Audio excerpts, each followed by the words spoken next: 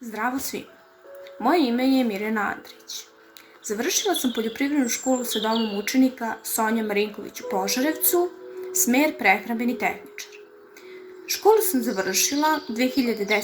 godine, a nakon toga upisala sam Prirodno-matematički fakultet u Kragujevcu i završila osnovni i master akademske studije za profesora hemije.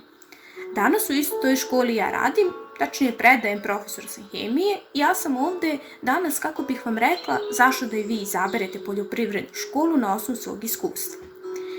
Pre svega, budući prvaci ne trebaju da se brinu da li će upasti u dom, jer mesta ima dovoljno. Druga najvažnija stvar za đake jeste da se dualno obrazuju. A to znači da znanje stiču teorijskim putem, na vežbama i radom kod odgovarajućih poslodavaca. A to znači da nakon završetka škole učenici mogu da ostanu da rade kod istog tog poslodavca.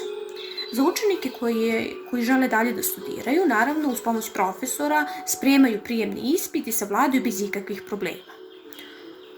Ono što bih još izdvojila za poljoprivrednu školu jeste da ona ima i svoje prehrambene proizvode koje proizvodi, kao što su džemovi, sokovi, vina, ajvari i mnogi drugi prehrambeni proizvodi koji upravo naši đaci imaju mogućnost da pređu kroz sve tehnološke operacije za dobijanje odgovarajućeg prehrambenog proizvoda.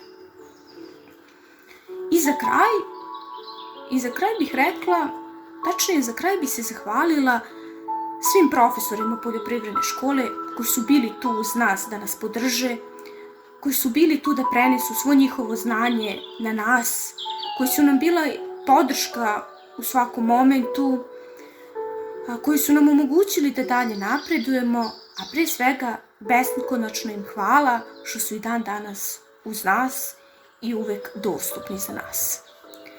Ja vam želim svu sreću ovoga sveta i želim da i vaš izbor bude poljoprivredna škola sa domom učenika Sonja Marinković u Požarevcu i nadam se da se od 1. septembra vidimo u školskim klupama. Ćao!